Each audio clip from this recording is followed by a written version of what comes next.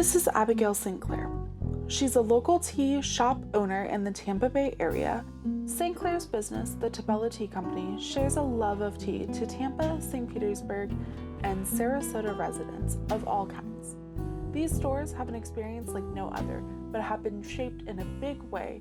Economists have always said that as long as there's one giant, one huge industry bellwether, then the little guys can do really well.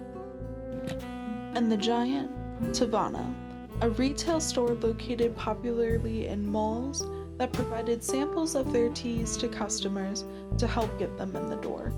I think what made Teavana so successful was that they had these really cool blends that really looked beautiful and smelled beautiful, and they knew how to sell them.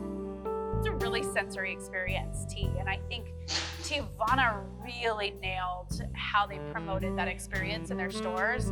Nobody else really did. Honestly, I think that's why they didn't do well through the Starbucks acquisition, because that experience they curated in the stores did not translate to the Starbucks model at all. And I think that's one of the reasons. There are many reasons, but I think that's one of the reasons they ultimately failed when Starbucks acquired them and kind of folded them into their brand. I really think that pre-Teavana, 20 years ago, Americans really identified all forms of tea as either very low quality tea bags or the kind of restaurant tea that you would get in a sit-down restaurant.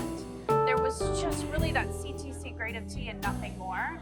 And I really think it was about probably 15 to 20 years ago that Teavana really emerged in the marketplace as somebody that was telling people all about this quality loose leaf tea that Asians and Europeans had known about for years and years. Though Teavana opened the gateways to the culture and the uniqueness of loose leaf tea, St. Clair's business continues to thrive in the educating and informing people on what it's like to be a tea drinker. I get a lot of questions when people are getting into tea. How did you become such a good taster? How did you learn to taste nuances in tea and complexities in tea? And there really is no shortcut to that. So what I always tell people is to just try a ton of tea. Everywhere you go, try tea, try different types of tea. Step outside of your comfort zone of traditional flavor profiles that you think that you like. Taste and smell are so intertwined in your brain. You actually get 99% of your taste through your nose. And so there's a lot to learning about tasting, but no shortcut that you can take without just tasting. The tea should be fun. We're not in the business of telling people how to enjoy their tea.